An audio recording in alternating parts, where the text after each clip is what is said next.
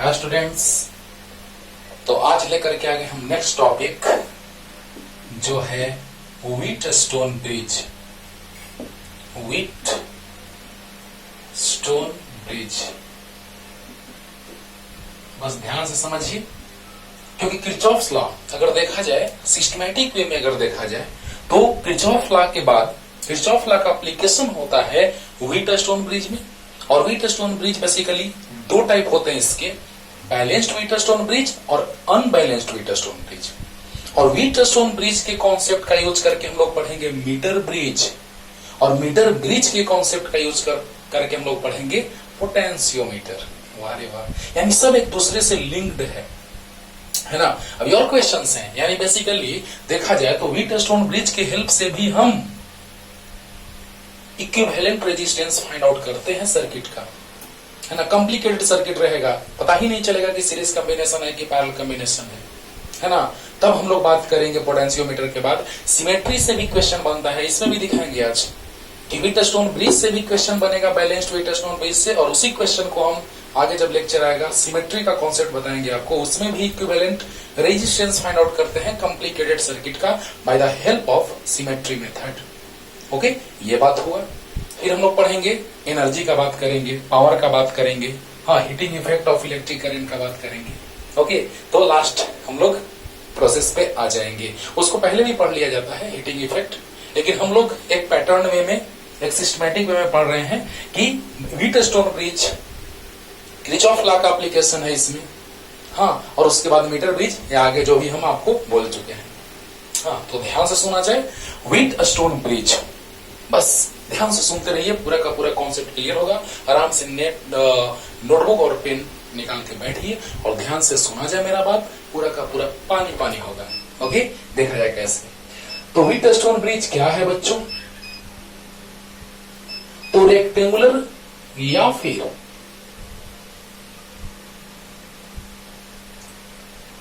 Square shaped एक bridge होता है जिसके 4 साइड्स के साथ 4 रेजिस्टर्स कनेक्टेड होते हैं, है ना।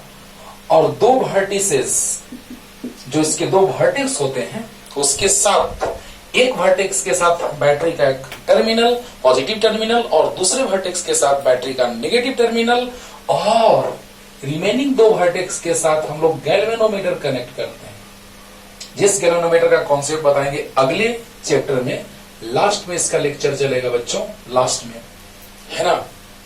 Current sensitivity, voltage sensitivity, galvanometer का कॉन्सेप्ट पूरा डिटेल में पढ़ेंगे, इसका प्रिंसिपल पढ़ेंगे, गैल्वेनोमीटर का प्रिंसिपल, वर्किंग, कंस्ट्रक्शन, ये सब कुछ सीखेंगे डिटेल में।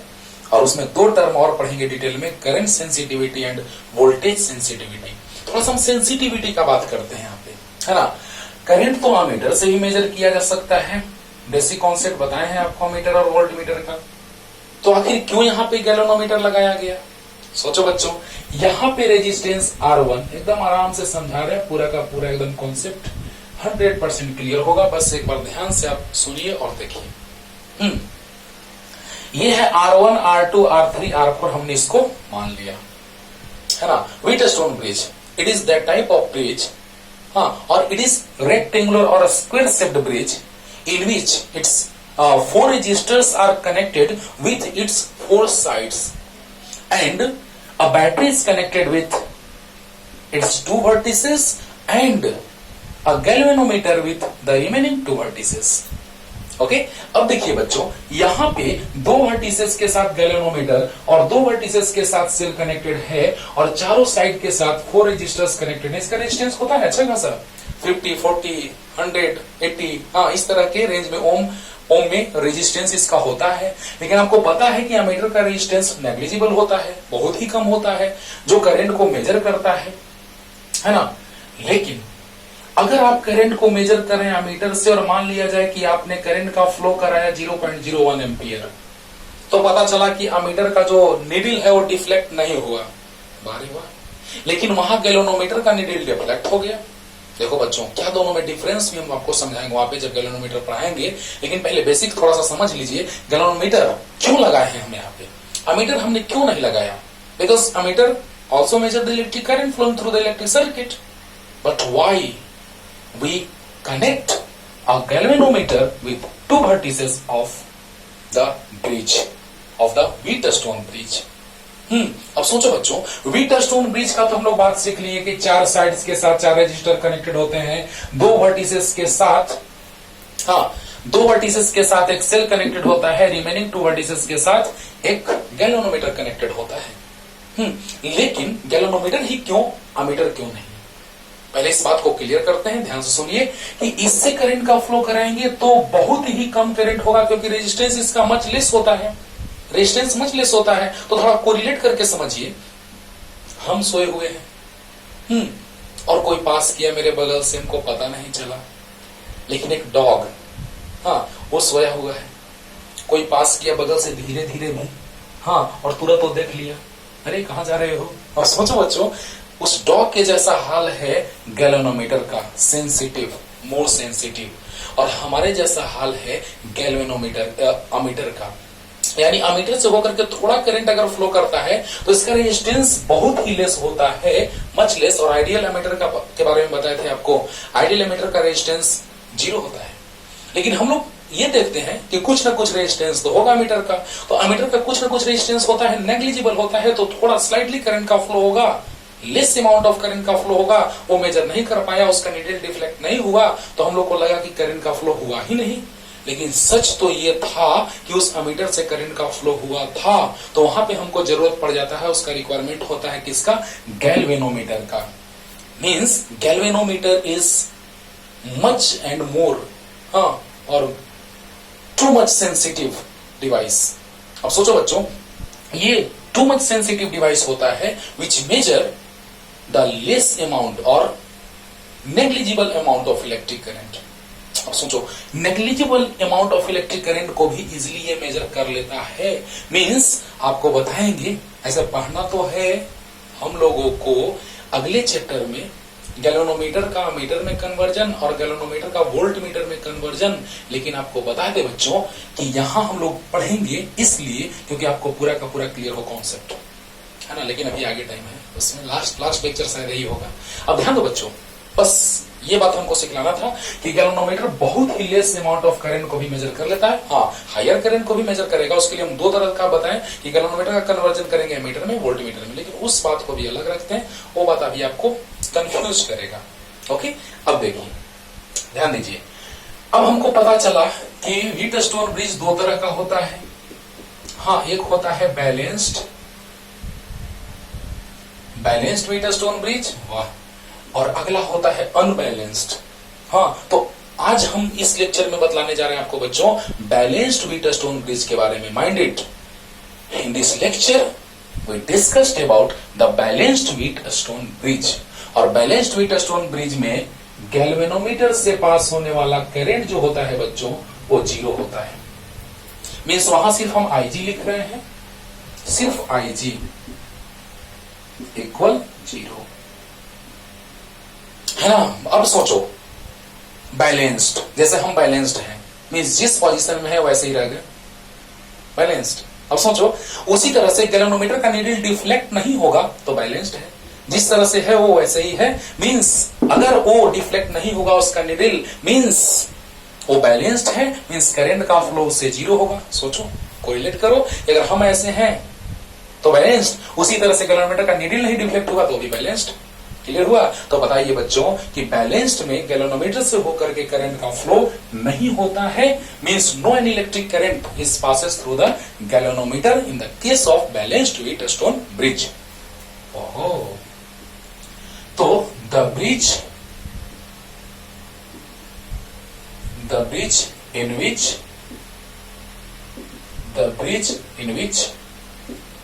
no any electric current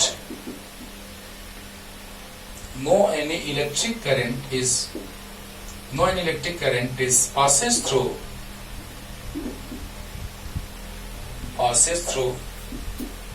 the galvanometer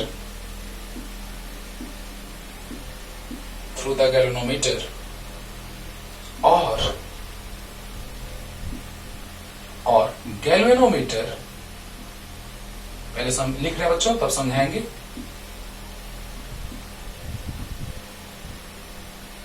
और galvanometer shows no deflection, zero और नो डिफ्लेक्शन, जीरो और नो डिफ्लेक्शन, और इसको नो को नल भी कहते हैं। Null deflection is called balanced Wheatstone bridge. वाह क्या बात है, बड़ा आसानी से आपको समझ में आएगा कि हम सब कुछ समझा दिए कि गैल्वेनोमीटर से करंट का फ्लो नहीं होगा तो बैलेंस्ड होगा। उसी को कैसे हम डिफाइन किए बच्चों कि the bridge in which no any electric current is passes through the galvanometer. Galvanometer से कोई करंट का फ्लो नहीं होगा गैल्वेनोमीटर, और गैल्वेनोमीटर शोज जीरो और null deflection. Zero deflection, deflect नहीं हुआ, या नल डिफ्लेक्शन उसी को कहा जाता है, जीरो डिफ्लेक्शन को ही नल डिफ्लेक्शन कहा जाता है। Null deflection is called balanced Wheatstone bridge. सोचो बच्चों, इस लेक्चर में आज हम डिस्कस करने जा रहे हैं कि बैलेंस्ड व्हीटस्टोन ब्रिज में गैल्वेनोमीटर से करंट का फ्लो नहीं होता है। अगले लेक्चर में हम बात करेंगे अनबैलेंस्ड व्हीटस्टोन ब्रिज का, जिसको दो मेथड से बताएंगे। बैलेंस्ड में तो बड़ा आसानी से क्वेश्चन सोल्व करोगे, मजा आएगा, थोड़ा देर के बाद एग्जाम लगेगा कि कितना अच्छे से क्वेश्चन हम सोल्व कर ले रहे हैं सर। लेकिन अनबैलेंस्ड में दो मेथड है, किरचॉफ लॉ से हम चलेंगे, थोड़ा कॉम्प्लिकेटेड होगा सोल्व करना, और उसको आसान करने के लिए हम लोग एक डेल्टा स्टार मेथड पढ़ेंगे, है ना, मजा आएगा। अब देखो बच्चों, ये बात तो क्लियर हो गया कि गैल्वेनोमीटर से करंट का फ्लो नहीं होगा, बैलेंस्ड व्हीटस्टोन ब्रिज होगा। क्लियर हो गया होगा, जल्दी लिखो जल्दी। ये बाबू बोर्ड में 5 मार्क्स का आता है, इसीलिए थ्योरी भी और डेरिवेशन भी आपको क्लियर करना होगा। बहुत अच्छे से आपको हम बताने जा रहे हैं डेरिवेशन, है ना, तो ध्यान दिया जाए। अब देखा जाए, यहां से करंट का फ्लो आई हुआ तो ये दो पार्ट में डिवाइड होगा, I1 and I2। No tension, clear हो रहा होगा बच्चों कि जब करंट जंक्शन पे आता है, total incoming current at the junction is equal to total outgoing current from the same junction. तो बताइए I इक्वल टू हम लिख सकते हैं I1 प्लस I2, आराम से बोलो। अरे I आ रहा है इस जंक्शन पे और I1 I2 जा रहा है इस जंक्शन से, तो total incoming current at the junction is equal to algebraic sum of all electric currents outgoing from the same junction. तो बताइए I equal to I1 plus I2 हो गया। अब देखिए, इधर IG आ रहा है तो इधर I1 माइनस IG जाएगा। क्लियर कर रहे हैं, तुरंत क्लियर कर रहे हैं कैसे। और ये IG आ रहा है, ये I2 आ रहा है, तो उधर कितना जाएगा, तो I2 प्लस IG जाएगा। अब बताइए बच्चों, जैसे ये दोनों मिलेगा तो IG minus IG plus cut जाएगा, I1 I2 आकर के यहाँ पे I1 प्लस I2 होगा। और बहुत अच्छी बात है कि I1 plus I2 equal to I है, यानी I गया तो I यहां से आ गया। समझो बच्चों, डेरिवेशन करने जा रहे हैं, ध्यान से समझिएगा। और इसी भी क्वेश्चन हम लोग करते हैं, बहुत आसान लगेगा आपको, आज का लेक्चर बहुत इजी लगेगा। बस ये ध्यान रखना है कि गैल्वेनोमीटर सेंसिटिव डिवाइस है, जो कि बहुत ही लेस करंट को भी इजीली मेजर कर लेता है। ओके, अब बताइए, हाँ, जिसके बारे में हम बताएंगे, बस ये अभी इतना याद रखो कि galvanometer is too much sensitive device which measure the less amount of electric current flowing through it. Okay, तो बताइए बच्चों कि करंट का फ्लो हुआ IG गैल्वेनोमीटर के थ्रू। इसका रेजिस्टेंस होता है, जिसके रेजिस्टेंस को हमने G रिप्रेजेंट कर दिया है। Resistance of galvanometer is G।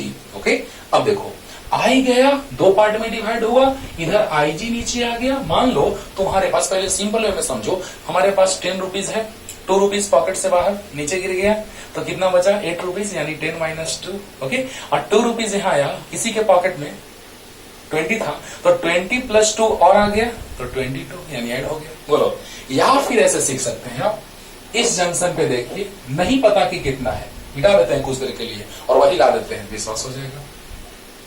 तो इसको हम लोग मान लिए I डैश। चलो बोलो, तो total incoming current at this junction is, वैसे डायरेक्ट लिख देना I1 माइनस IG, डायरेक्ट लिखना, कोई दिक्कत नहीं एग्जाम में। हाँ, लेकिन अभी आपको क्लियर कर रहे हैं कि क्यों ऐसा। तो I1 आ रहा है जंक्शन पे, इनकमिंग करंट I1, और out going from this junction IG and I dash, तो IG प्लस I डैश। बोलो, एक बार में क्लियर हुआ होगा। करंट आ रहा है I1, incoming current at the junction is I1 and outgoing current from the same junction is IG plus I dash, यानी कि क्या आ गया आई डैश बच्चों, तो ये लेफ्ट साइड लाओ तो I1 माइनस आई जी आ गया वही, वाह, यानी आई डैश जो आया वो आया I1 माइनस आई जी, विश्वास हो गया आप। तो बताइए 10 रुपीज गया, 2 रुपीज बाहर पॉकेट से, तो 10 माइनस 2, ओके, और 2 आया, 20 आया, 22 हो गया, ऐड हो गया, क्लियर। तो बताइए यहां पे आया इनकमिंग, इनकमिंग तो outgoing, sum of both of them, clear हो गया होगा। चलो बहुत अच्छा बेटा। अब देखिए बच्चों दिमाग में सेट रखना है कि बैलेंस के लिए आईजी 0, ओके। चलिए हो गया खत्म। गैल्वेनोमीटर से करंट का फ्लो 0 होगा, लेकिन हम लोग पहले इक्वेशन बनाएंगे और यही इक्वेशन आपको अगले लेक्चर में भी काम देगा, है ना, हाफ पार्ट आपको काम देगा बच्चों, इसीलिए इस लेक्चर को अच्छे से देखिएगा, देखा जाए। चलो किरचॉफ लॉ, वारे वाह, लूप 1, पहले लूप 1 में हम सोल्व करते हैं बच्चों अकॉर्डिंग टू केवीएल। चलिए ध्यान से सुनिए, इन लूप 1, चलो बस देखते रहो बच्चों, बहुत इंटरेस्टिंग लगने वाला है आपको। ये तो आपको याद हो गया होगा, I=I1 + I2, हटा देते हैं। चलिए ध्यान दीजिए, लूप में net potential means algebraic sum of all electric potential differences in a closed loop is equal to 0 according to KVL, Kirchhoff's voltage law। अच्छा, तो जैसे ही हम इस लूप में घूम रहे हैं, आपको बताए हैं, चाहे तो आप क्लॉकवाइज घूमे या एंटी क्लॉक, नो टेंशन। तो बताओ बच्चों, हम जा रहे हैं इस डायरेक्शन में, ये भी जा रहा है करंट इसी डायरेक्शन में, तो सेम डायरेक्शन, तो प्लस I1R1, तो प्लस I1R1, ओके। जिस डायरेक्शन में हम जा रहे हैं, हम क्लॉकवाइज रोटेट कर रहे हैं, एंटी क्लॉक भी रोटेट कर रहे हैं, तो आंसर वही आएगा, आपको बता चुके हैं हम किरचॉफ लॉ में। किरचॉफ लॉ देखिएगा जरूर बच्चों, पिछले लेक्चर में, मींस सेकंड लास्ट का बात करें हम, हाँ सेकंड लास्ट तो नहीं, प्रीवियस का बात करो, तो पिछले लेक्चर में आप देखेंगे तो देखेंगे कि पूरा हम कॉन्सेप्ट बताए किरचॉफ लॉ का, और उस पर बेसिक क्वेश्चंस बताए हैं, और इसके जस्ट पिछले लेक्चर में आपको पूरा डिटेल हम बताए हैं, जो जिसमें ज्यादा IIT का एक क्वेश्चन था बहुत अच्छे से, जिसमें कि बहुत कम टाइम में हम सोल्व करने का भी मेथड बताए हैं आपको। तो बताइए किरचॉफ लॉ, तो जब रेजिस्टर रहता है तो IR, और सेल रहता है तो बस पॉजिटिव या निगेटिव टर्मिनल लेकर के भी। तो बताइए यहां हम जिस डायरेक्शन में जा रहे हैं उसी डायरेक्शन में करंट जा रहा है, तो प्लस I1R1, राइट, और जिस डायरेक्शन में हम जा रहे हैं करंट उसी डायरेक्शन में, तो फिर से plus IR means IG×G, okay. और देखिए बच्चों, अब हम जा रहे हैं इस डायरेक्शन में और करंट जा रहा है इस डायरेक्शन में, यानी अगेंस्ट में है मेरे, देखो हम जा रहे हैं इस डायरेक्शन में और करंट जा रहा है इस डायरेक्शन में, अगेंस्ट में है, माइनस I2R2 = 0। और बतलाइए बच्चों, for balanced with stone bridge, for balanced with stone bridge IG = 0, बोलिए, for balanced with stone bridge IG = 0।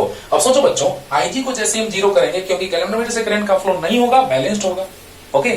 तो बताइए IG 0 करेंगे तो I1R1 plus 0×G minus I2R2 = 0। तो I1R1 इक्वल, देखो ये 0 हो गया, ये राइट साइड चला गया, तो I2R2, तो I1 divided by I2, same nature वाले को सेम तरफ रख दो, एक ही साइड, हाँ I1 तो I2, R2 तो R1, इक्वेशन फर्स्ट। जल्दी बोलो बच्चों, यहां तक क्लियर हुआ कि नहीं हुआ, बोलो। अब बताओ फिर से ध्यान से एक बार में देखो, उसके बाद तो सोल्व किए हैं, IG 0 पुट किए हैं, नो टेंशन। यहां हम जिस डायरेक्शन में जा रहे हैं उसी डायरेक्शन में करंट, तो IR प्लस में, जिस डायरेक्शन में हम उसी डायरेक्शन में current plus IR, I×R, IG×R, galvanometer का रेजिस्टेंस G है, और हम जिस डायरेक्शन में जा रहे हैं उसके अपोजिट करंट, तो माइनस I2R2 = 0। उसके बाद सोल्व किए हैं, तो बताइए बच्चों, जैसे ही IG 0 रखे हैं उसके बाद ये राइट साइड लेकर चले गए, तो I1 divided by I2 = R2 divided by R1, clear हुआ। अब देखो नाउ या again in loop 2, okay, in loop 2 ध्यान दीजिए बच्चों, इस लूप 1 को हम मिटा देते हैं, IG को इधर लिख देते हैं, आसानी होगा। तुम लोग नहीं मिटाना, कैसे मिटाएंगे? अब देखो IG को इधर लिख देते हैं, आसानी होगा सोल्व करने में। अब देखो बच्चों, तुम एक ही फिगर में बना लेना दोनों लूप, थोड़ा बड़ा फिगर बनाना। देखो बच्चों ध्यान देना, हाँ क्लॉकवाइज, आप एंटी क्लॉक भी रोटेट करके बना सकते हैं, आंसर वही आएगा सेम टू सेम। देखो बच्चों, मैंने इस लूप में क्लॉकवाइज रोटेट किया तो देखा कि जैसे ही क्लॉकवाइज रोटेट करेंगे तो यहां से चलना स्टार्ट करो, फिर वहीं पहुंच जाना होगा, यहां से चलना स्टार्ट किए फिर से वहीं पहुंचना होगा। तो बताइए जिस डायरेक्शन में हम जा रहे हैं उसी डायरेक्शन में करंट जा रहा है तो प्लस हो जाएगा। तो कितना बच्चों बोलो, plus I1 minus IG into R4। देखो प्लस आई आर, जिस डायरेक्शन में हम उसी डायरेक्शन में करेंट तो plus I into r. Okay, और यहां देखो जिस डायरेक्शन में हम उसके अपोजिट डायरेक्शन में करेंट तो minus I2 plus IG into R3। अरे बोलो, जिस डायरेक्शन में हम जा रहे हैं उसी डायरेक्शन में करंट जा रहा है, सेम डायरेक्शन, प्लस हो जाएगा plus I into r means I1 minus IG into R4, right. और हम जिस डायरेक्शन में जा रहे हैं उसके अपोजिट डायरेक्शन में करंट जा रहा है तो minus IR, I means I2 plus IG into R3। और देखो हम जिस डायरेक्शन में ऊपर जा रहे हैं ये नीचे आ रहा है, मीन्स हम अपर डायरेक्शन में, current downward direction, minus IG into g, minus IG into g equal 0। बोलो बच्चों क्लियर हुआ? अब बताओ IG को 0, बैलेंस्ड व्हीटस्टोन ब्रिज के लिए IG क्या होगा 0, तो IG equal 0 if IG equal 0 because this is the balanced Wheatstone bridge. तो IG 0 रखेंगे तो I1 माइनस 0 इंटू R4 और minus I2 plus 0 into R3। बोलो I2 plus 0 into R3, IG 0 है, और माइनस 0 इंटू G इक्वल 0। बोलो IG का value हमने सब जगह 0 रख दिया, देखो सामने है। अब बताओ I1 इंटू R4, ओके, और माइनस I2 इंटू R3 और minus 0 equal 0, minus I2 R3 equal 0, ये राइट साइड जाएगा। तो I1 R4 equal I2 R3, तो I1 by I2 equal R3 divided by R4 equation 2। बताओ बच्चों यहां तक कोई दिक्कत नहीं, बस IG को हमने 0 रखा है, उसके बाद I1 into R4 minus I2 into R3 equal 0 आया तो ये राइट साइड जाएगा। तो I1 divided by I2 equal to R3 divided by R4 हुआ कि नहीं हुआ? अब बताइए इक्वेशन फर्स्ट और सेकंड से चलेंगे, क्या होगा जल्दी लिखो जल्दी। अब देखिए इक्वेशन फर्स्ट और second from equation 1 and 2, from equation 1 and 2 क्या हो जाएगा बच्चों बोलो? LHS इक्वल है तो RHS इक्वल हो जाएगा, means R2 divided by R1 equal R3 divided by R4। देखो बच्चों कैसे सोचते हैं, ध्यान देना। R2 divided by R1, R3 divided by R4। अच्छा इसको जस्ट रेसिप्रोकल ले लो दोनों का, तो R1 अगर ऊपर जाएगा तो R2 नीचे आएगा, तो ये ऊपर जाएगा ये नीचे आएगा। ध्यान देना बच्चों, अगर ये ऊपर तो ये नीचे, तो ये ऊपर तो ये नीचे। बहुत अच्छा बहुत अच्छा, क्लियर। अब देखो बच्चों जल्दी ये सब तो लिख लिया होगा। देखो अब सीखने को क्या मिलता है हम लोगों को कि बैलेंस्ड व्हीटस्टोन ब्रिज तब होगा जब R1 divided by R2 equal R4 divided by R3 होगा। देखो सामने है R1 divided by R2 equal R4 divided by R3। देखो R1 divided by R2 equal R4 divided by R3 और R1 into R3 equal R2 into R4। बोलो बच्चों R1 into R3 equal R2 into R4। Okay, अब देखो IG 0 यानी balanced Wheatstone bridge का condition क्या हुआ कि IG 0 होगा तो इतना होगा R1 into R3 equal R2 into R4, या फिर अगर इतना हुआ तो ये होगा। बोलो अरे बोलो, यानी कहने का मतलब बच्चों देखो ध्यान देना, जैसे ऐसे एक एग्जांपल हम छोटा सा ले रहे हैं, ऐसे क्वेश्चन तुरंत हम लेके आ रहे हैं, लेकिन देखा जाए जैसे इस तरह का एक क्वेश्चन हम दे दिए तुमको,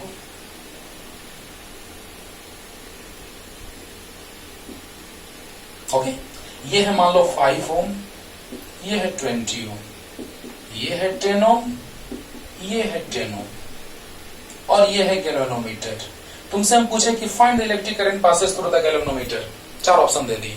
ऑब्जेक्टिव क्वेश्चन हो गया 12th क्लास का। ओके, तो बताइए बच्चों कि 20 इंटू 5 100, 10 इंटू 10 100। देखो 20 इंटू 5 100 आया। देखो ये R1 है, देखो ये R1 हम माने हैं, ये R2 सपोज किए हैं, ये R3 है, ये R4 है। बोलो तो R1 देखो ना वहां से R1 R2 R3 R4, अरे जल्दी बोलो। तो बताओ बच्चों R1 इंटू R3 देखो 100, अब R2 इंटू R4 100, 10 10 जा 100। अब बताइए जब दोनों इक्वल है तो इस गैल्वेनोमीटर से करंट का फ्लो जो होगा वो 0 होगा।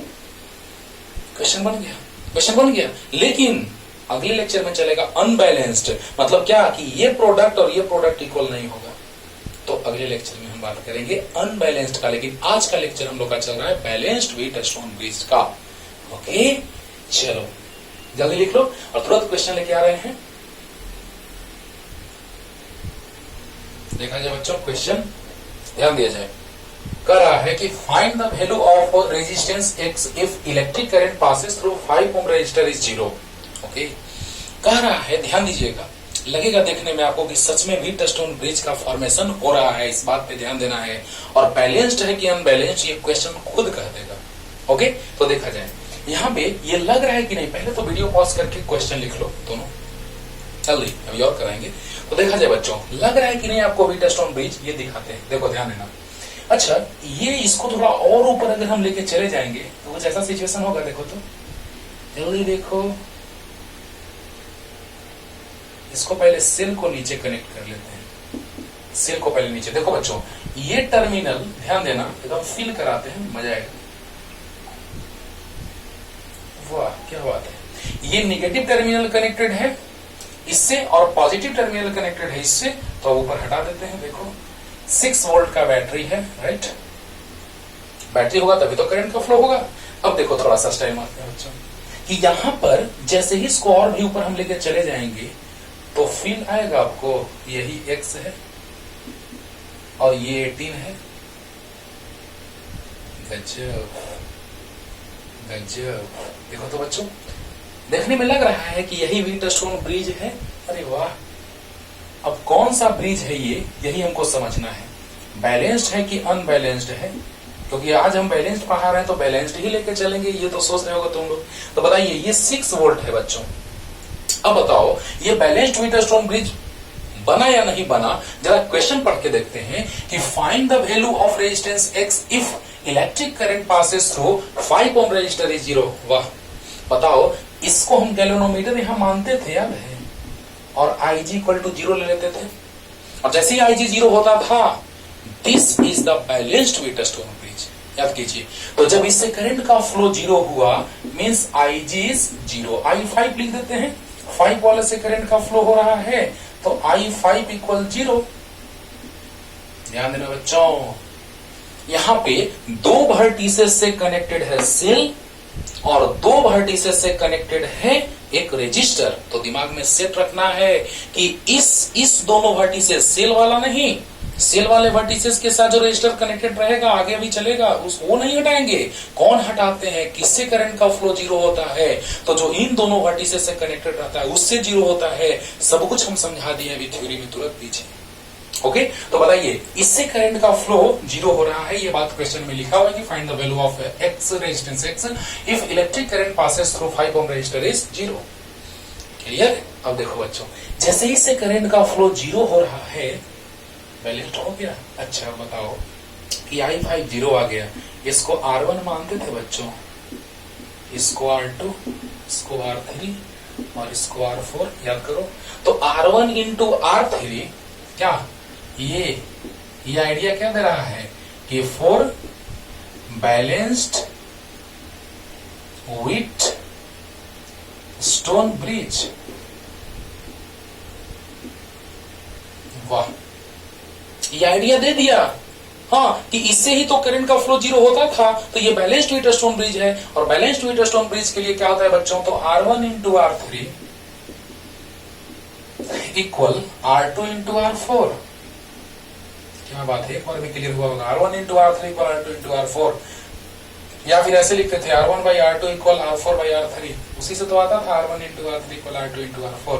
तो बताइए बच्चों, ये R1 X है, इंटू R3 6 है, R2 2 है, इंटू R4 18 है, तो 6 3 जा 18, तो 3 2 जा 6, यानी x इक्वल टू कितना आ गया 6 ओम। आंसर बताइए। और ऐसे भी शॉर्ट में देखो, आप डायरेक्ट बनाने का मेथड, इतना कुछ नहीं करेंगे, डायरेक्ट देखेंगे और आंसर आएगा क्या। तो इसका प्रोडक्ट 6x इक्वल इसका प्रोडक्ट 18 2 जा 36, 6 6 जा 36, आंसर आ गया। ऑब्जेक्टिव बनाना है तो जितना जल्दी बनाओ। 6x इक्वल टू, बस इसमें करंट जीरो देख लिए, इसमें करंट जीरो देख लिए, बस 6x इक्वल टू 36, तो आ गया x इक्वल टू 6। वाह, अब बताओ बच्चों ये क्लियर हुआ कि नहीं हुआ? हो गया ना। तो 6 आ गया x का वैल्यू, जल्दी करिए। अब देखिए, अब उस क्वेश्चन को भी इसी फॉर्मेट में, वो क्वेश्चन दो क्वेश्चन का कॉम्बिनेशन समझ लो तो है, यह IEEE 2006 का क्वेश्चन है, समझ लो दो क्वेश्चन का कॉम्बिनेशन है। कैसे अभी दिखाते हैं। पहले तो ऐसे क्वेश्चन में रेजिस्टेंस फाइंड आउट करने के लिए कहता है, मान लो यहां तक एक क्वेश्चन रहता है, बस equivalent resistance between point A and D, बोलो एक क्वेश्चन बन गया, equivalent resistance between point A and D, अभी निकालेंगे हम लोग। तो बताओ बच्चों, रेजिस्टेंस जैसे ही निकालेंगे वैसे ही हमको आई मिल जाएगा। हाँ, the current I drawn from 5 volt source will be, यानी यही करंट आपसे पूछ रहा है। अरे प्लस से माइनस की ओर करंट का फ्लो होता है, तो यही तो आई है कि the current I drawn from 5 volt source will be, 5 volt source से कितना करंट खींचा जा रहा है या जा रहा है उससे। तो बताइए बच्चों, जस्ट वैसा ही फिगर यहां बनेगा, देखो ध्यान देना कैसे। पहले इसको हटाते हैं आराम से, बस ध्यान से सुनते रहो। फिगर तैयार है बच्चों। व्हीटस्टोन ब्रिज बन रहा है कैसे, ये भी दिखाते हैं। देखो ध्यान देना, यहाँ पे A के साथ पॉजिटिव टर्मिनल कनेक्टेड है बैटरी का, ये A है पॉजिटिव टर्मिनल 5 वोल्ट का है, और B के साथ नेगेटिव टर्मिनल ये D है। देखो बच्चों, ये A के साथ पॉजिटिव टर्मिनल और D के साथ नेगेटिव टर्मिनल, राइट। अब देखिए बाकी रिमेनिंग 2 पॉइंट्स बच गए, B और C। बोलो, A के साथ सेल का पॉजिटिव टर्मिनल और B के साथ सेल का नेगेटिव टर्मिनल, राइट। और B और C रिमेनिंग 2 पॉइंट्स बचे, उनको हम 2 वर्टिसेस पे रिप्रेजेंट कर दिए। अब देखिए बच्चों, A और B के बीच कितना है, between A and B a resistor of resistance 5 ohm is connected, between B and C 10 ohm, C and D 20 ohm,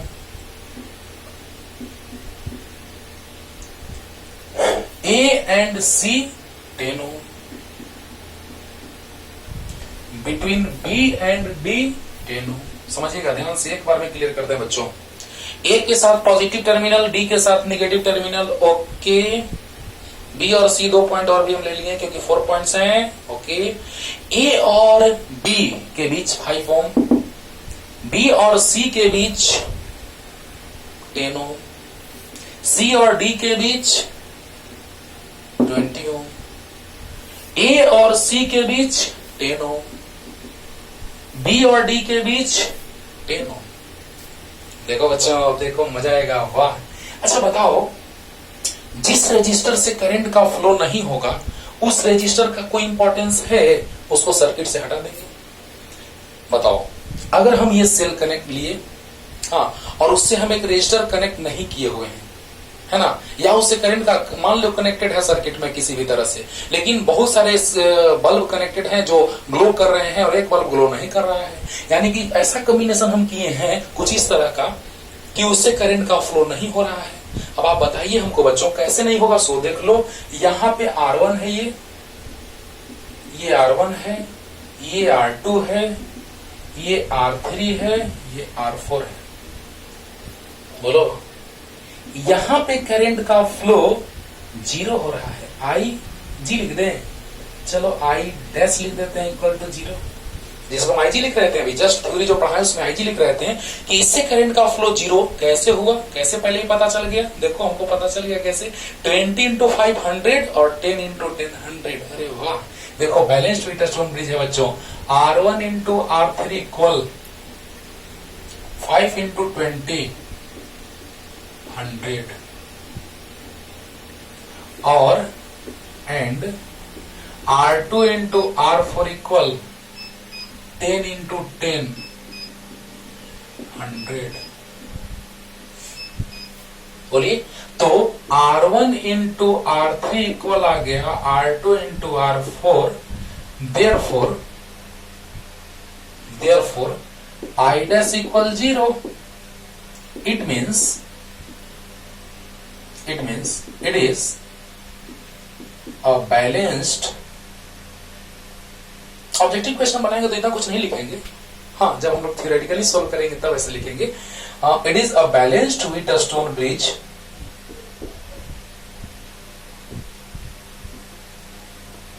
अब आप बताइए हमको बच्चों, आप सोचिए थोड़ा सा, छोड़ दिया वो रास्ता जिस रास्ते से थे तुम गुजरे।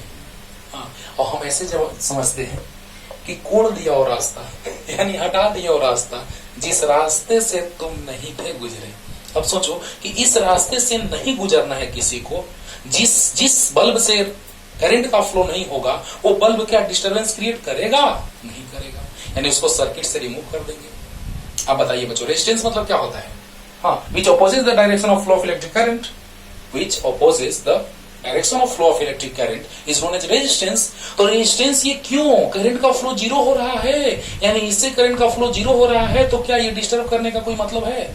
एक रास्ते में पत्थर रखा हुआ है जहां से कोई पार ही नहीं कर रहा है, एक रास्ते में बड़ा सा स्टोन रखा हुआ है जिसे कोई पार नहीं कर रहा है, कोई क्रॉस नहीं कर रहा है, क्या उस रेजिस्टेंस का कोई मतलब है? नहीं है। अब समझ गया होगा। तो बताइए, इससे करंट का फ्लो नहीं हो रहा है, यानी इस रेजिस्टेंस का कोई मीनिंग नहीं है, कोई मतलब नहीं है, उसको सर्किट से हटा देंगे। ओके, तो देखो बच्चों, बैलेंस विथ स्टोन ब्रिज से क्या फायदा हुआ, जरा सोचो कि इन दोनों का प्रोडक्ट 100 आया, इन दोनों का प्रोडक्ट 100 आया, तो इससे करंट का फ्लो नहीं हुआ, तो इस रेजिस्टेंस का कोई मतलब नहीं है। पहले जल्दी से इतना लिखो, जल्दी, फास्ट, जल्दी। अब देखिए बच्चों, अब इसी में थोड़ा स्टाइल मार देंगे। बैलेंस्ड है तो उससे करंट का फ्लो नहीं होगा, नहीं होगा तो क्या? सो देखो, अब इससे नहीं तो इसको हटा दी, इससे करंट का फ्लो नहीं हो रहा है, इसका कोई मतलब नहीं है, डिस्टरबेंस क्रिएट नहीं कर रहा है, तो उस रेजिस्टेंस का कोई मतलब नहीं है। वाह! अब देखो बच्चों, एक बार में सोल्व होगा, ध्यान देना, एक बार में सोल्व होगा। यही ना करंट आई है, रेजिस्टेंस निकल जाएगा तो करंट निकल जाएगा। अगर इक्विवेलेंट रेजिस्टेंस पूछता तो तुरंत सामने आंसर आ रहा है। देखो, बताओ बच्चों, ये पॉइंट ए और डी के बीच सेल कनेक्टेड है, तो ए और डी के बीच हमको इक्विवेलेंट रेजिस्टेंस फाइंड आउट करना है पहले तो बताइए, ये दोनों सीरीज में कनेक्टेड है, ये दोनों सीरीज, तो बताइए 5 और 10 का सीरीज कॉम्बिनेशन है, तो 5 प्लस 10 हो जाएगा कितना? बोलो, RS equal to R1 plus R2, 5 plus 10 यानी 15 ओम। बोलो, और ये दोनों भी सीरीज में कनेक्टेड है। देखो, तो 10 और 20 सीरीज, डायरेक्ट लिख दें, 10 प्लस 20 30 ओम, ये आ गया 15 ओम। अब दोनों पैरेलल, दोनों सीरीज था फिर पैरेलल हो गया। अरे बोलो यार, तो बताओ बच्चों क्या हो जाएगा, जल्दी बोलो। दोनों पैरेलल है तो RP इक्वल हो जाएगा R1 R2 by R1 plus R2, 15 into 30 by 15 plus 30, 15 into 30 by 45, 15 3 जा 45 एंड 3 10 जा 30, तो RP इक्वल टू आ गया 10 ओम। अगर इक्विवेलेंट रेजिस्टेंस पूछता तो 10 ओम आंसर आ गया था। बोलो, सामने तुम्हारा, ऊपर में दोनों सीरीज हो गया, नीचे में दोनों सीरीज हो गया, उसके बाद दोनों पैरेलल हो गया, तो R1 R2 divided by R1 plus R2 होता है। सीरीज में तो डायरेक्ट ऐड करेंगे R1 प्लस R2, सीरीज में डायरेक्ट ऐड करेंगे R1 प्लस R2, लेकिन पैरेलल में R1 R2 divided by R1 plus R2 होगा कि नहीं होगा? तो बताइए, R1 R2 divided by R1 plus R2, clear? तो बताइए बच्चों, यहां से इक्विवेलेंट जो आया वो 10 ओम आ गया, और आपको ओम्स लॉ पता है, V equal to I R होता है, तो V कितना 5, I नहीं पता, R 10 ओम आया है, तो I इक्वल टू आ गया 5 डिवाइडेड बाई 10 यानी 0.5 एम्पियर। इसमें तो कोई दिक्कत नहीं, V equal to I R होता है 0.5 ampere. D is the right answer. Clear होगा? तो जल्दी से उतारिए और क्वेश्चन लेके आ रहे हैं, जल्दी। ये दोनों क्वेश्चन तो आईआईटी है बच्चों, लेकिन बहुत आसान लगेगा आपको, देखा जाए। लास्ट में 2 क्वेश्चन लेंगे अभी, तब मजा आएगा। हाँ, ये आईआईटी का लेवल है, लेकिन ये भी लेवल है, लेकिन इजी है ये। देखो बच्चों, ध्यान दो, कह रहा है क्वेश्चन में कि पहले तो उसको सोल्व कर लेते हैं। बहुत इजी क्वेश्चन लग रहा है देखने में बहुत बड़ा, लेकिन बहुत आसान है। देखो कैसे क्वेश्चन को इसलिए पढ़ना चाहिए, है ना, कि नहीं कि आईआईटी का क्वेश्चन है तो टफ होगा, ऐसा नहीं। क्वेश्चन पढ़ के देखो, हो सकता है बहुत आसान हो। सामने है देखो, कह रहा है कि in the given circuit it is observe that the current I is independent of the resistance R6, then the resistance value must satisfy. मतलब कौन होगा इसमें से, किसके लिए सेटिस्फाई होगा, कौन सेटिस्फाई करेगा, ध्यान दो। कह रहा है, इस पे ध्यान देना। इन the given circuit it is observe that the current I is independent of resistance R6। वाह, आई जो है वो R6 पे डिपेंड नहीं कर रहा है, मतलब R6 से करंट का फ्लो नहीं हो रहा है। अरे वाह, ध्यान दो बच्चों, कहने का स्टाइल चेंज हो गया। मतलब वही है कि आई जो है वो इस R6 पे डिपेंड नहीं कर रहा है, मतलब कि इससे करंट का फ्लो नहीं हो रहा होगा। अब आप बताइए कि बैलेंस्ड व्हीटस्टोन ब्रिज हुआ कि नहीं हुआ, और अगर इससे करंट का फ्लो नहीं हो रहा है यानी बैलेंस्ड व्हीटस्टोन ब्रिज, तो इस दोनों का product means R1 into R4 और इस दोनों का product R2 into R3 equal होगा, यानी option number C is the right answer. ध्यान से एक बार फिर से देखो बच्चों, एकदम सिंपल वे में क्वेश्चन पूरा पढ़ा कीजिए। क्वेश्चन को बड़ा कर देता है लेकिन बहुत कम जान रहता है, किसी किसी क्वेश्चन में बहुत इजी रहता है बच्चों। तो कह रहा है कि आई जो है it is observe that the current I is independent of resistance R6, यानी आई जो है इससे इंडिपेंडेंट है, यानी इससे करंट का फ्लो नहीं हो रहा है। और जब इससे करंट का फ्लो नहीं हो रहा है बच्चों, तो जब इससे करंट का फ्लो नहीं होगा तो इन दोनों का प्रोडक्ट इक्वल होगा, क्योंकि ये बैलेंस्ड व्हीटस्टोन ब्रिज है, means R1 into R4 equal R2 into R3। Clear हो गया होगा। तो देखो कितना इजी क्वेश्चन है। हाँ, IIT 2001 में पूछा है। हाँ, तो जल्दी उसको लिख लीजिए, पूरा लिख लीजिएगा और क्लियर हो गया होगा तुरंत। अब इसको बनाते हैं बच्चों, ध्यान दिया जाए। अब सोचिए इस क्वेश्चन को जो अभी यहाँ पे सामने है, इसको पॉज करके सोचिए आप, कितना इजी लगेगा देखा जाए बच्चों। लग तो रहा है सर व्हीटस्टोन ब्रिज, लेकिन थोड़ा सा स्टाइल चेंज है। जरा सा इसको और इसको पकड़ के खींच दो, तो ऐसे इसको पकड़ के बाहर निकाल दो, इसको भी बाहर निकाल दो, कुछ ऐसा सिचुएशन बनेगा। जल्दी जल्दी बनाओ ना, लिख लिया होगा पॉज करके। देखो बच्चों, इसको खींच के बाहर करते हैं, इसको भी बाहर करते हैं, देखना क्या होगा। बी को खींच के बाहर करेंगे तो कुछ ऐसा सिचुएशन होगा, और इसको खींच के बाहर करेंगे तो देखना क्या सिचुएशन होगा। ध्यान से बच्चों, इसको खींच के बाहर करेंगे तो देखो तो कुछ ऐसा सिचुएशन होगा, एकदम होगा सर। जरा इमेजिन करके देखो बच्चों, इजी लगेगा। ये ए है, क्या बात है। सोचो जरा सा कि अगर हम लोग बात करें, ध्यान देना, अगर हम लोग बात करें तो यहाँ पे देख रहे हैं कि जो ये यहाँ था उसको हम खींच के इधर कर दिए और इसको इधर।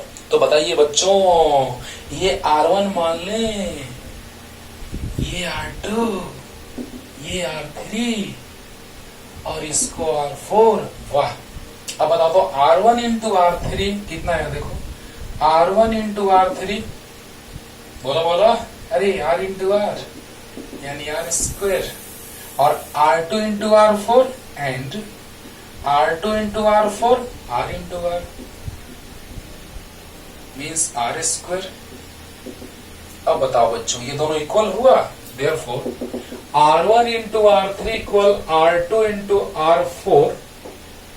इस क्वेश्चन में अलग स्टाइल में लिखा हुआ था, तो क्रॉस प्रोडक्ट, बस ये दोनों का प्रोडक्ट इस दोनों के प्रोडक्ट इक्वल होना चाहिए, बस ये दोनों का प्रोडक्ट इन दोनों के प्रोडक्ट के इक्वल होना चाहिए। अब बताओ बच्चों, अगर ऐसा है कि R1 इंटू R3 इक्वल आया R2 इंटू R4 के, तो इससे करंट का फ्लो नहीं होगा।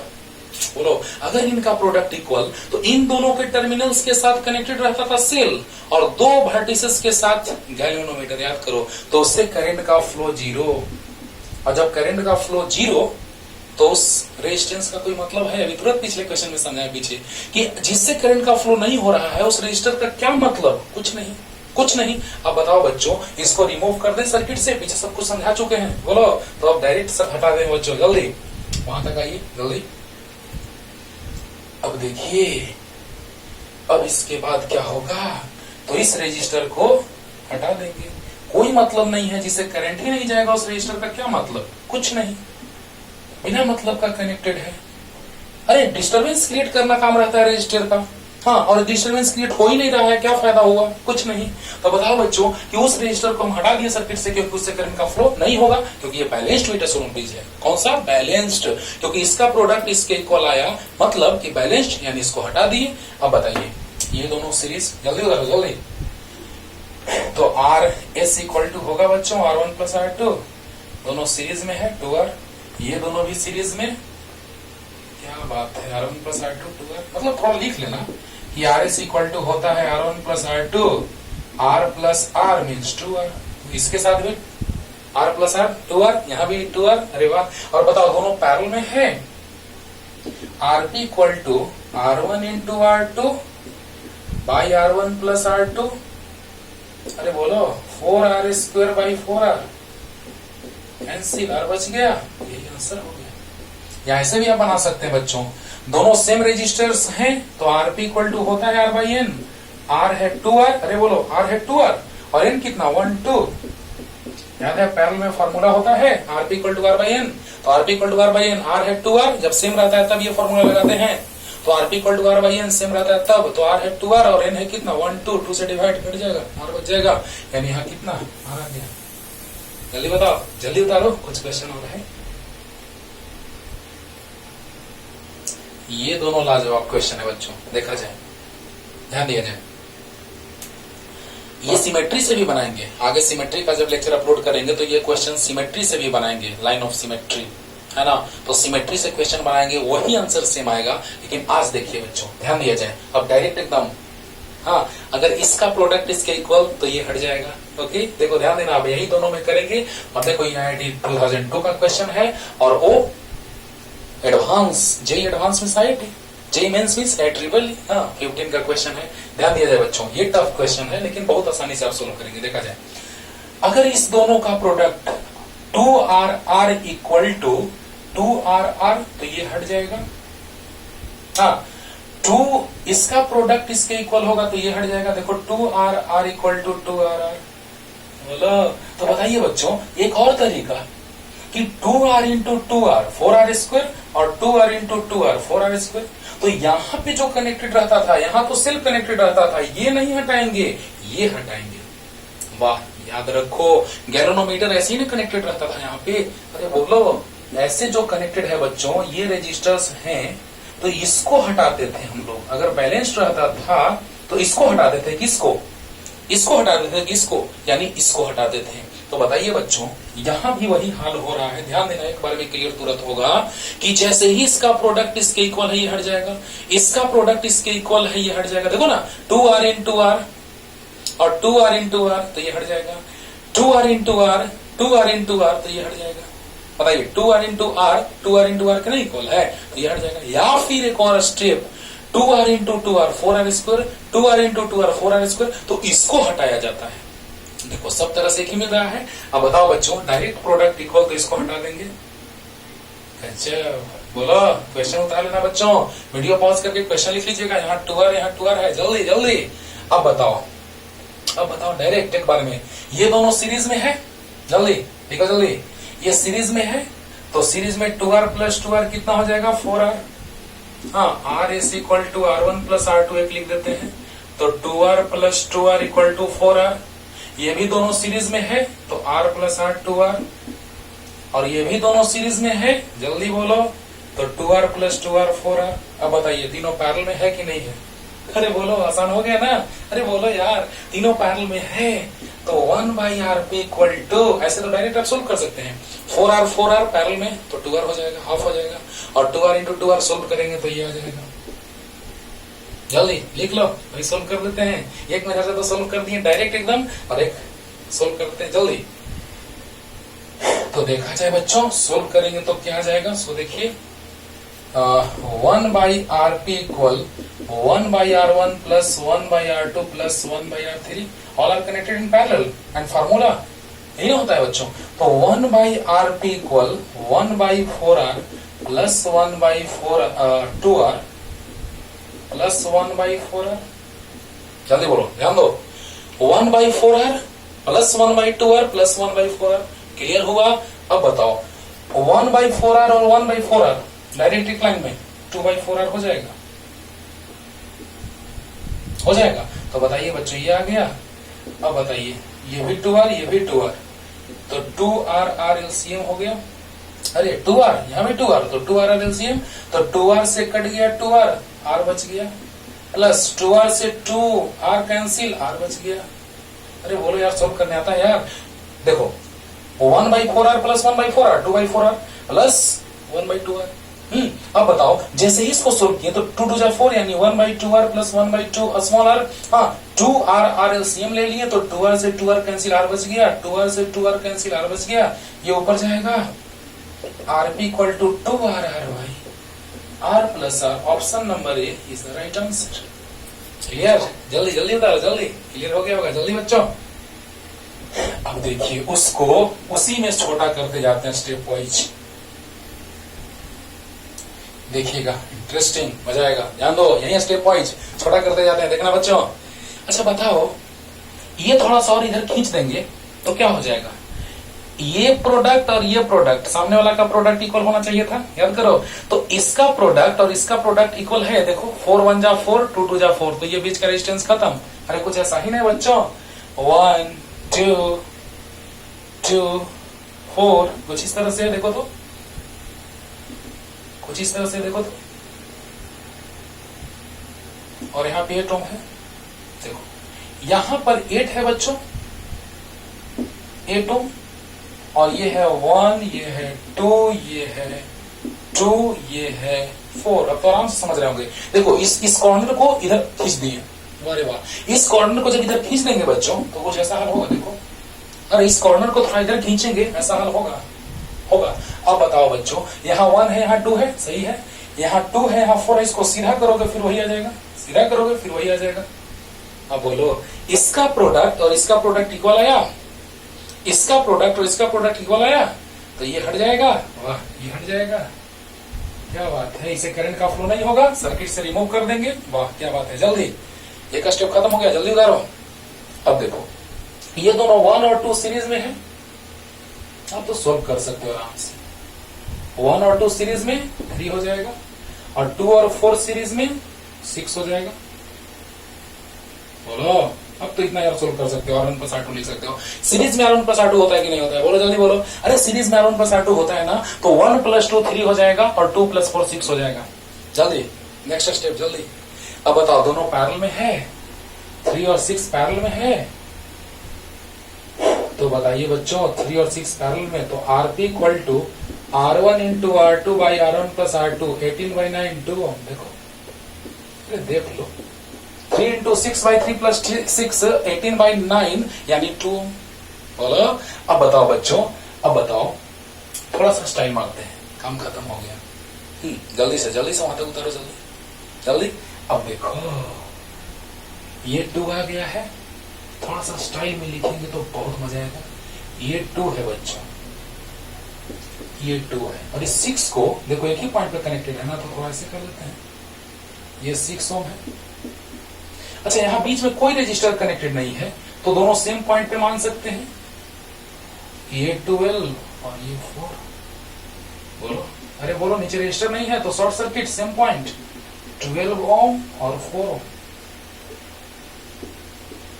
अरे बता दो यार, बता दो यार, इस दोनों पॉइंट को हम एक जगह ला सकते हैं सेम पॉइंट पे, क्योंकि वहां शॉर्ट सर्किट है, कोई रजिस्टर कनेक्टेड नहीं है, नहीं है। अब बताओ 6 4 जा 24 और 12 2 जा 24। बताओ बच्चों 6 4 जा 24 और 12 2 जा 24, फिर से बीच का रजिस्टर खत्म। अरे वाह, फिर से 10 ओम खत्म, क्योंकि इससे कोई करंट का फ्लो नहीं होगा, इससे कोई करंट का फ्लो नहीं होगा, हटा दिए, हटा दिए। अब बताओ ये दोनों सीरीज में है, तो बताओ 4 और 6 सीरीज, 4 और 2 सीरीज में, तो 4 और 2 सीरीज में 6 हो गया, और 6 और 12 भी सीरीज में, वाह 6 और 12 18 हो गया। अरे 2 और 4 6 और 6 और 12 18 सीरीज में, R1 + R2, तो 2 + 4 6 और 6 + 12 18। Clear clear. अब बताओ दोनों पैरेलल में है, अब एक लाइन सोल्व कर देते हैं। Rp equal to R1 R2 divided by R1 + R2, तो 18 इंटू 6 बाई 18 प्लस 6, तो 18 इंटू 6 बाई 24, 18 प्लस 6 24, तो 6 4 जा 24। अब बताओ 4 4 जा 16, 2 4 5 जा 20। ओहो, यानी उन दोनों को सोल्व करेंगे बच्चों तो कितना आएगा, सोल्व कर लेना आराम से। R1 R2 भाई R1 प्लस R2 कितना आ जाएगा बच्चों, तो 4.5 ओम। अब बताओ, इसी से ना करंट पूछ रहा है। देखो क्वेश्चन में क्या कर रहा है, आराम से पॉज करके पढ़िएगा, क्वेश्चन क्लियर हो जाएगा। वीडियो पॉज करके क्वेश्चन पढ़िएगा, पूरा क्लियर हो जाएगा। In the following circuit the current through the resistor, पहले तो हमको ये कॉम्प्लिकेटेड सर्किट सोल्व करना बहुत ही ज्यादा इंपॉर्टेंट है। बताइए, रेजिस्टेंस पूछता तो आराम से आ गया, सीरीज में दोनों सीरीज में R1 plus R2, 2 plus 4.5 6.5 answer. Equivalent resistance पूछता तो 2 प्लस 4.5 यानी 6.5। क्लियर। अब बताओ, कह रहे क्वेश्चन में कि in the following circuit the current through the resistor R equal to 2 ohm. ये इंडिकेट किया हुआ बच्चों, R इक्वल टू 2 ओम, तो यहाँ इंडिकेट किया, उधर भी 2 था, लेकिन इसी से पूछ रहा है। तो बताइए, जो करंट इससे पास करेगा वही सर्किट से पास करेगा, जो इससे वही सर्किट से। क्लियर। तो बताइए, दोनों सीरीज में है रेजिस्टर्स, तो RS इक्वल टू हो जाएगा R1 प्लस R2, 2 प्लस 4.5 यानी 6.5। बोलो 6.5। अच्छा, अब बताओ, यहां से इतना 4 ऑप्शन लिख देते हैं। चलो 4 ऑप्शन लिख देते हैं। 2 1.5 1 एम्पियर ना, करंट पूछ रहा है ampere, 2 ampere, 1.5 ampere, 1 ampere, and D option is 0.5 ampere. 4 option दे दिए। चलो, the value of I is, 4 option दे दिए। चलो, अब देखो, सीरीज में जो करंट इससे जाएगा वही करंट इस पूरे से जाएगा। तो बताइए, दोनों सीरीज में है, तो R is equal to R1 plus R2 होगा। अब बताइए, according to Ohm's law, V equal to I R, V है 6.5, I R है 6.5, तो I इक्वल टू कैंसिल होकर 1 आ गया, and option number C is the right answer. देखो बच्चों, IIT में क्वेश्चन हर एक ईयर कभी कभी रिपीट करता है, कभी कभी क्वेश्चन को रिपीट करता है, नहीं तो हर एक ईयर क्वेश्चन को क्रिएट किया जाता है। अब देखो, जब क्वेश्चन जो प्रोफेसर साहब सेट किए होंगे वो इतना वैल्यू लास्ट में रेजिस्टेंस को सोल्व करने के बाद लाए होंगे, और जो रेजिस्टेंस आया होगा उतना ही पोटेंशियल ले लिए होंगे। सोचो अपने से सोचो, जो रेजिस्टेंस आया होगा सोल्व करने का वही पोटेंशियल ले लिए होंगे। करंट 1 एम्पियर फील करने वाला था, आराम से फील कर लेता हुआ। क्लियर। तो इस तरह से बैलेंस्ड व्हीटस्टोन ब्रिज पे क्वेश्चन समाप्त होता है। आप आराम से कोई भी क्वेश्चन सर्च करके बनाओ, सब बनेगा। थोड़ा सा कंसंट्रेशन रखना कि कैसे सोल्व किया जाता है सर्किट को, आराम से बनेगा, 100% बनेगा। अच्छे से पढ़ते रहिए, और अगले लेक्चर में लेके आते हैं अनबैलेंस्ड व्हीटस्टोन ब्रिज। इसमें हम लोग कॉन्सेप्ट पढ़ेंगे, चाहे तो किरचॉफ लॉ से सोल्व करेंगे या फिर डेल्टा स्टार मेथड अप्लाई करेंगे, जो इंजीनियरिंग कॉलेज में पढ़ना था। ओके, अच्छे से पढ़िए।